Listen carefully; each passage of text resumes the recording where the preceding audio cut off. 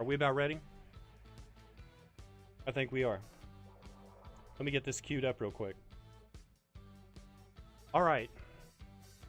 Tonight on the program, we have with us a man who's about to go on the road and leave us forever, and we were lucky enough to get him right before he leaves town. It is comedian Ryan Jones, and we are starting that interview in 3, 2, 1.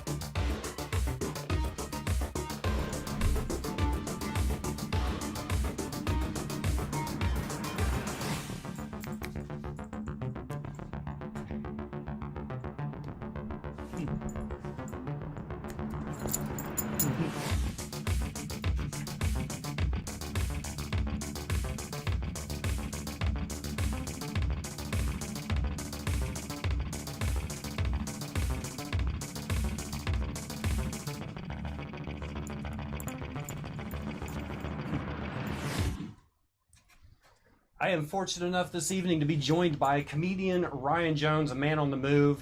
How are you tonight? Doing well. Thanks for having me. Awesome. Awesome to have you here. You said you're packed? More or less. I don't own a lot. Some call it minimalist. I call it being poor. But I'll be flying up, so I'm just taking the bare minimum. Everything you can fit in a car or everything you can fit in a paper bag? Yeah, basically. Okay. Yeah. Sweet. Okay, we're going to start at the beginning, basically. Because I met you, I think I've talked to you once in a group setting. Yeah, and you were, I think we did a show together at the Comedy Parlor. Oh, wow. At one point. Oh, I missed yeah, the Parlor. right, the Parlor? Mm. Yeah, that's a sad one. That was my comedy beginnings, was the Parlor and the News Junkie. Mine started, I did my first open mic at the Looney Bin. Lucky. Yeah. My first open mic was the VFW.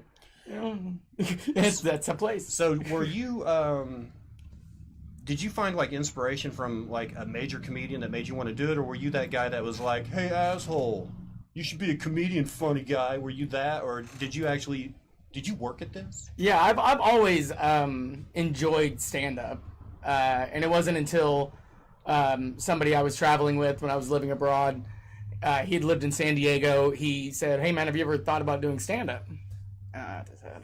Not really. But he encouraged me to give it a try, and so when I saw a flyer at the open mic for Looney Bin, I gave it a try, and it went well. So did you go to a class at the Bin? Did you have a Roy? No, or? I never really did a class. Just kind of. I used to be a minister. I'm ordained. So comedy and ministry are very similar. Oh, yeah. It's just comedy. Just you subtract the morality, and then you're just telling stories and anecdotes on stage. Now you're about to move back to the Northwest, Oregon. Right, Portland, Oregon. Because you just moved here. I moved here about a year and a half ago. From Oregon. From Portland. Was there a scene there? Did you come here to do comedy, or was there? That's a crazy story. But I was actually let it go. Yeah, I moved for a girl, but in a bad way. I had a stalker in Portland. Oh, I thought you meant you had to leave because you were stalking her and she was gonna call the cops or something. Nope, other way around. That's a stalker. It's the mustache. Yeah, it really is. I didn't have it then. Okay. But we knew and dated each other for 1 month, like the end. I joked that it was true. She was a former dominatrix, so the sex was great, but it kind of felt like I was playing catch with Derek Jeter. You know, like, can you just toss one, like lob one my way? But she called both my places of work, told them I was stealing from them. She called my landlord, she told her I was smoking pot, which was true, but a dick move. And right. Then she posted my phone number and my photos and lewd requests on mail for mail Craigslist.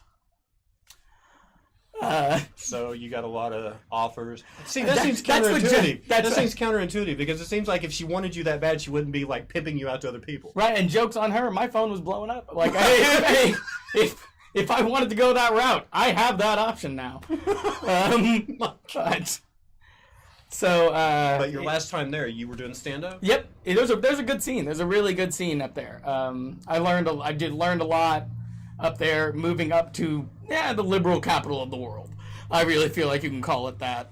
And growing up here in Oklahoma, to move to there, it was a really interesting dichotomy. Yeah? Yeah. You liked it? I did. Public transit's nice. I don't like driving, so public transit anywhere is great. And then, of course, legal weed.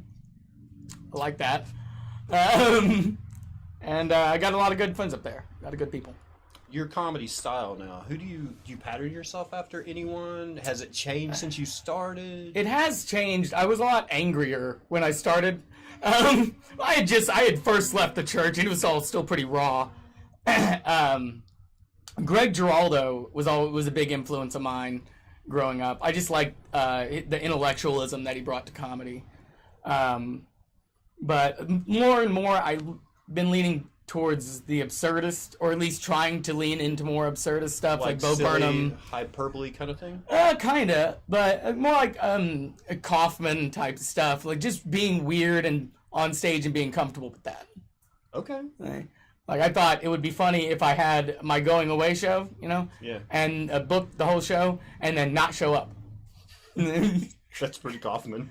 Yeah, it was just everybody Sit on the front row the entire time I and just never get up. show up at the house. Yeah, I don't know.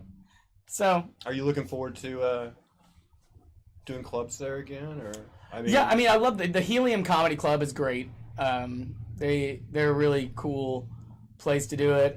There's just a lot of venues that are willing to do open mics and willing to put on monthly shows, and it's really, you could go to 10 to 15 open mics a week.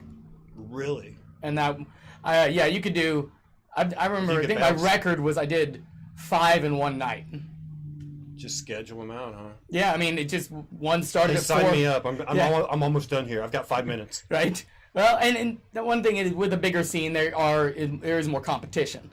I mean, most of these shows 3-minute have sets, like in 3-minute sets, and it's 30 to 40 comics who sign up. I think my record when I was working at the Brody Theater as bartender, we had 44 people one night On an open mic? on an open mic. 3 minutes apiece. Jesus. It was a long night, but You hated to be number 40. right, and Hi, fella. I remember you from the Yeah. first comic. You're the last guy here. Thanks for staying. You're going to love my 3 minutes. yeah. Maybe. But it's and the region up there is also nice. I'd like to get up to Seattle.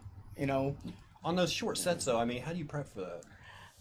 Obviously, you're not going to do a story. Right. And that's where some of the difficulty comes in, is, how do you build a 30 to 45 minute set 3 minutes at a time? It makes it harder to do some of the flow, but, I was lucky enough to do some of the World Series of Comedy this year. Oh, nice. So I was able to do longer sets there, did some shows through Bizarre Entertainment. Right. And, it's been nice to be able to come and do some longer sets. See, we were at the Looney Bin one night. Rick Gutierrez was there. Do you know him? I'm not familiar. He's the one who wrote Gabriel Iglesias' comedy Okay. concerts, his albums. He did, I think, 2 of them. He's a writer, and he's also a stand-up.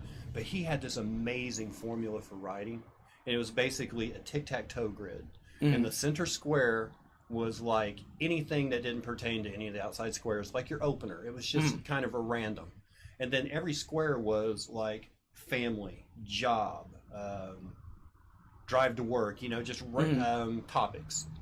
And he's like, if you can write 1 minute for each one of those squares, how much you have? I'm like, 9 minutes.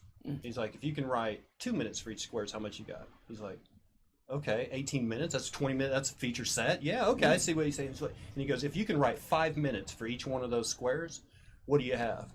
Like 45 minutes? He goes, no, you have your own special because nobody's doing 45 minutes. True. And then he said you can mix it up by taking like I'm going to do this square, and this square tonight, or I'm going to do these 3. And every time someone sees you, it's always a little bit different because you can mix it up, but everything's done on a tic-tac-toe grid. Yeah, I think it's important to, at least in the way I do it, is I consciously build a set.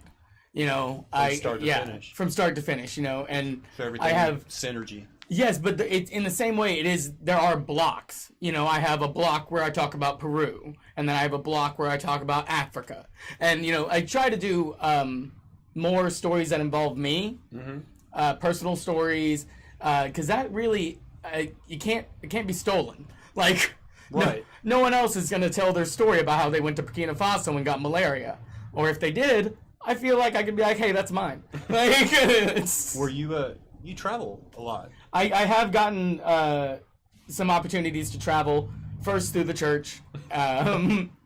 Thanks, guys. Missionary stuff.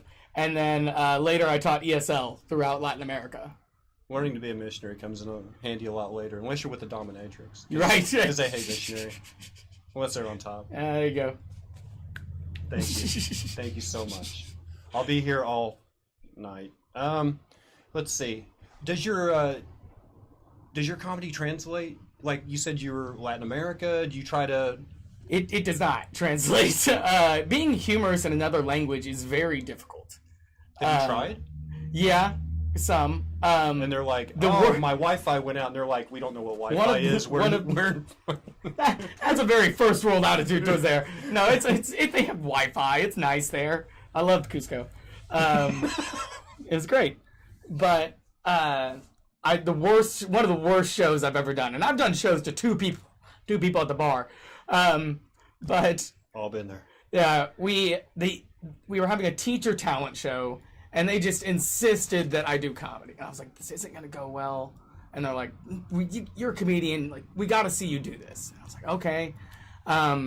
We get there, and my original translator bails out. He doesn't want to do it, and so I've got a translator with no comedic timing, and we had, which is important. Just one big run-on sentence. Yeah, and then no pause, no break. We only had one microphone, and so I would set up the joke, hand her. She would read the setup in Spanish, and then hand the mic back to me, and I would tell the punchline. The timing didn't go well.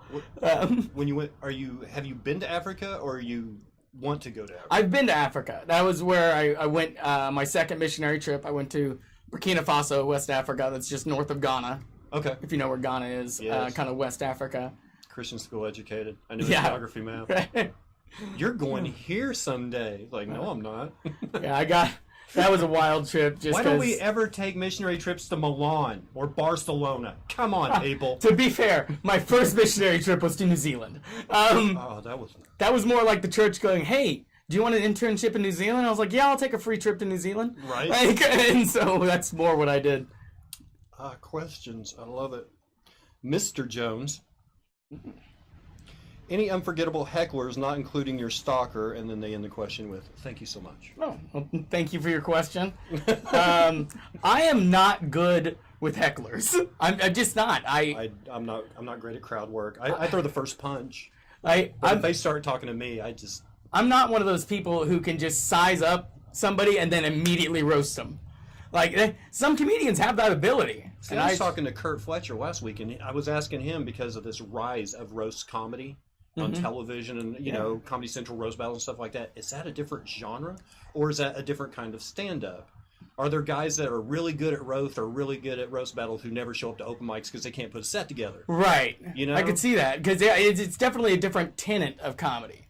But I do remember one heckler, now that I think about it, and it was in Little Rock. It was this past year. And I made a joke about how the cocaine I was doing in South America was so white and pure, it's definitely pro-Trump. And then this woman in the front row, who was obviously inebriated, started to heckle me about, I was like, well, it's pretty obvious that the white supremacists like Trump. And she goes, well, don't you know about such and such town? And I was like, what? And apparently she was talking about the town where the KKK was formed. And so I got heckled for not knowing enough about the KKK. And I was like, am I getting yelled at because I don't know enough about KKK history? A tip to young comics: very know odd. your KKK history. Yeah, apparently. Know where the Klan came from. Let's see. Oh yeah, they all love the dog. That's fair. I know, he's so cute. I wish I looked like him. Okay, who is your favorite comedian, and does anyone inspire you today? At the moment, I'm reading through a book by Judd Apatow. Oh yeah. It's called Sick in the Head. Now, I don't know if you know much about Judd Apatow, but he's been interviewing, his mom worked at a comedy club, and he's been interviewing comedians since the 80s. Okay. Like he interviewed, Jerry Seinfeld in '84. Really? When he was first coming up on the scene. And so I've been reading that, and it's very interesting because it's taking a lot of the comics that, I love and have respected, from Colbert to Ben Stiller and it talks about their journey through comedy. Do you like the Second City guys? Do you like the sketch guys that are? Yeah, I do. That's something that any? That's something that I haven't really delved into myself. I've never really done much sketch writing, but I do appreciate it as an art form. I mean, it's definitely. Do you draw inspiration from? What do you draw inspiration from? Is it stuff that you notice? Because I'm a people watcher. I get a lot of my material from just hanging out and watching other people act dumb. Yeah, I steer clear of topical humor. Would you hush? Yeah, I agree. It's Bad. Topical humor's bad. topical humor. No, it's just I think I like to just focus on myself when it comes to comedy. I've had a very strange life, and I've moved around and I've seen a lot, and so I'm just trying to find a way to tell my somewhat tragic story in a funny way. Speaking of your varied upbringing, this question, Mr. Jones, did you ever kill during a sermon? Thank you so much. Oh, definitely. Definitely. I mean, here's the thing about writing a sermon. It's pretty much it's a formula. Yeah. And I didn't realize how mass-produced the formula was until I did it. But basically, it's anecdote, point you want to make, Bible verse, anecdote. And the funny thing about those anecdotes is, like, I went to the National Conference of Youth Ministers. Okay. And they go, and it's hundreds of youth ministers from around the country, and they hear these anecdotes from one main speaker, and I swear they all take notes. And then they go home and they use these guys' anecdotes. See, that wouldn't work in comedy. Yeah. That'd be like, that's mine. That's my joke. Exactly. But they pass them around. Yeah, oh yeah, these stories I can tell you a bunch of different little anecdotes that I've heard many different preachers use, and I'm like, what's the name of the lady in the story? And they'll be like, because you didn't take that note. It's not your story, man. Typical Lorna, do you like any British comedians? The Brits have spoken. They want to know. They want to know if you're inspired from the... I really enjoy motherland. earlier Ricky Gervais. I did not care for his last special as much. Does he count as a stand-up? He's more of a... Yeah. No, he's a stand-up. Yeah, he's got HBO special. He's got Netflix special. And I would call him a stand-up comedian. He's also an actor and whatnot. That sounds like a raid. I know, right? No, that is a raid. We've been okay. raided by another channel. Gotcha. So we just someone has... Oh, Mortis sucks. Okay. Oh, and Jess, thank you so much. With 13 more people. Thank you. Thank you so much. We are here with comedian Ryan Jones answering questions right now about his strange upbringing. Remember, no trolling. Wink. There was a question right after the Brits. Let's see. Sir Mr. Jones, wine or cheese? Thank you so much. Wine. Wine? Yeah. How long has the party been going on? Your going away party? Did it start like Monday? Yeah, it really feels like it. It's been a whirlwind. But did you do sets at every going away function? Yeah, and I'm super excited about doing Blue Whale Comedy Festival next week. So you're going to be here for that? Yeah, I'll be here. I leave the 5th. I'm taking a little bit of like a week or so to. Which stage are you doing? Friday night at the Sound Pony. Okay. Who else is on that show? A lot of people. I know Mark Anthony's on it. Zahava. I can't remember exactly. Because the Sound Pony's the hallway. Right. Yeah. It's with 4 tables out front. So. Yeah. Should be fun. Yeah, I'm really excited. And Maria Bamford's going to be on the Tig Notaro. I mean, some real heavy hitters on the comedic stage. It's getting big. Yeah, it's like the 4th year. I believe so. 4th Blue Whale. Yeah, it started out with like not the Score Brothers. They came 3rd year, but it started out with like locals, and then before you know it, they've done a really good job of promoting it and getting it seen on more of a national level. Oh man! And to have Roast Battle actually do a podcast live from here. That's I'd forgotten about that. That's one of the hottest Comedy Central things going right now. Right. Let's see. Mr. Jones, is Agent Dubsky behaving? Oh, I'm sorry. Mr. Jones, which crowd is tougher, youth group or bridal shower? Oh. I feel like, well, one is going to involve a lot of dick jokes.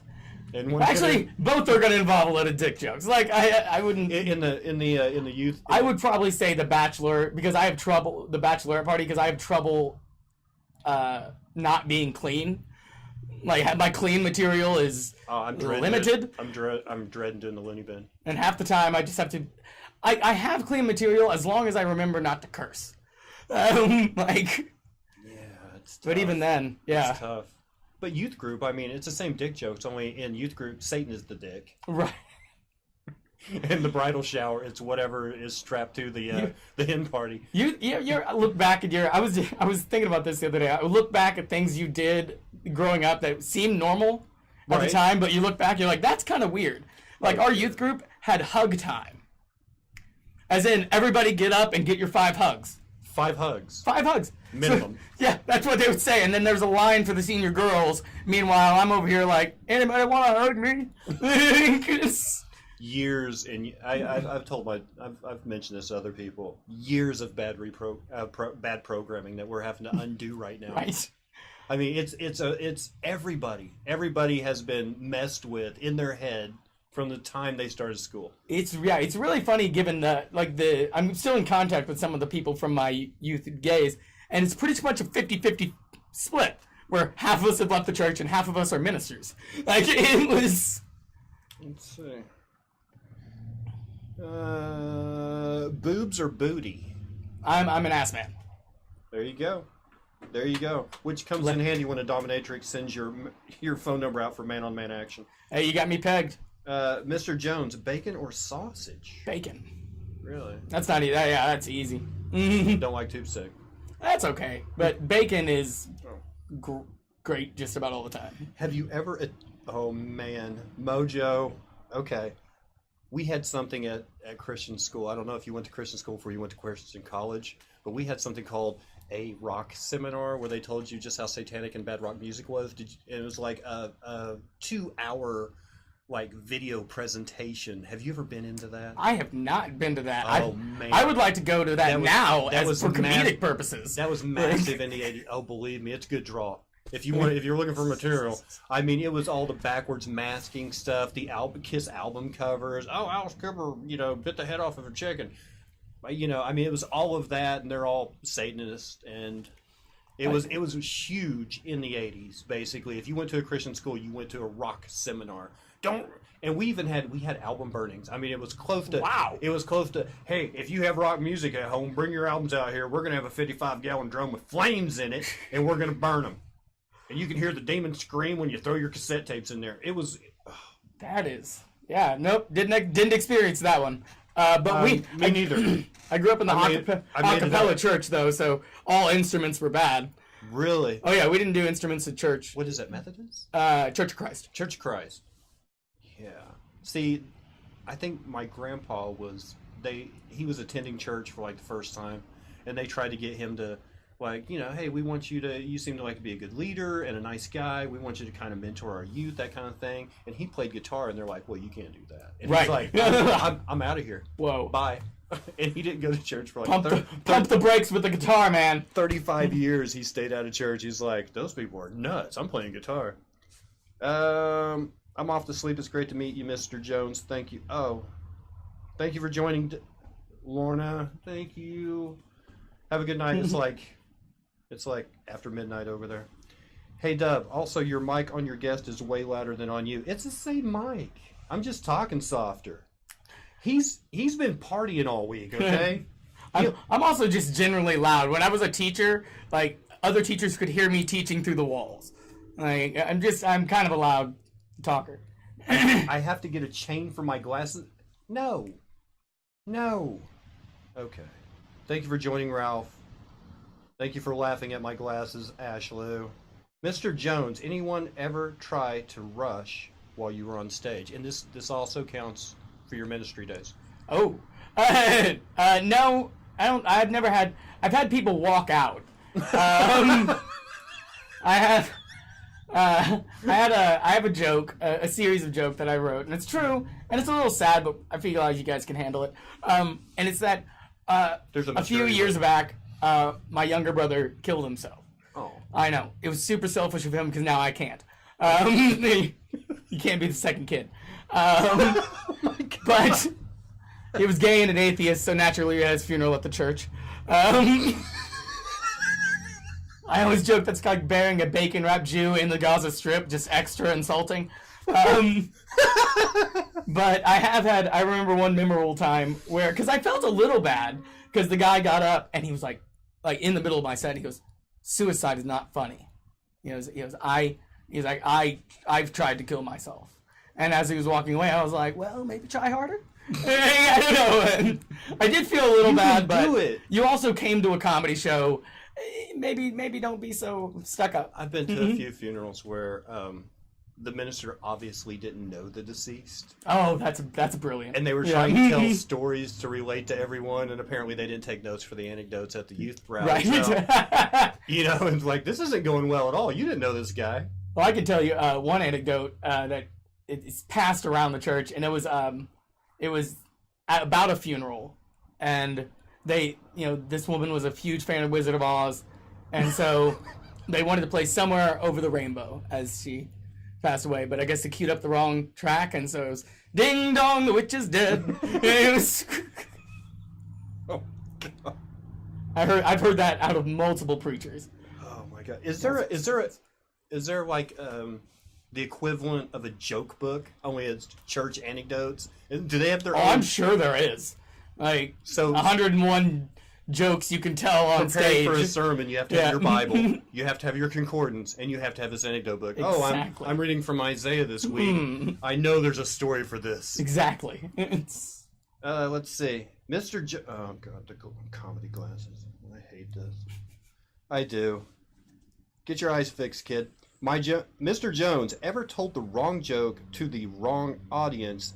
Bad taste, e.g. Frankie Boyle style. Do you know who Frankie Boyle is? Okay.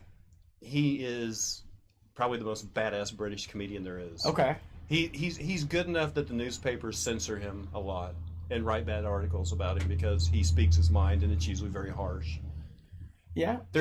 He's kind of on par with there was an Irish comedian named Kevin Rourke, and I've told this story before, but I've always patterned my jokes after it because we're always going for a punchline, and I think Kevin O'Rourke really has punch in his punchline because he told this joke about how everybody gives Princess Diana a lot of credit because she used to shake hands with AIDS patients. Well, hell, Freddie Mercury used to fuck them. Yeah, that's good. That's a solid joke. Frankie Boyle has that kind of impact. He's got punch lines. Have you ever told the wrong joke to the wrong crowd? Well, that suicide joke didn't go over well for that guy. I did. I was in Miami, Oklahoma. It's spelled like Miami, but it's not. It's Miami. At all. You cannot control how vowels are pronounced. Oh. It's Miami. Yeah, you don't get. That's just you pronouncing something wrong. Yeah. But I remember I started into a joke about how I post something on Facebook and then I don't check, post something controversial, and I call it social edging, and then whenever. But I forgot that I end the joke by making fun of Christians, which you shouldn't do in Miami, Oklahoma. Oh, I know. And so I said, and then I checked back, and I'm disappointed like a post-orgasm Christian. To which I got crickets, and that was the end of my time, and I was like, I was doing horrible up there. I did a guest set up there before they started giving me weekends. and I did a guest set up there, and it wasn't going well.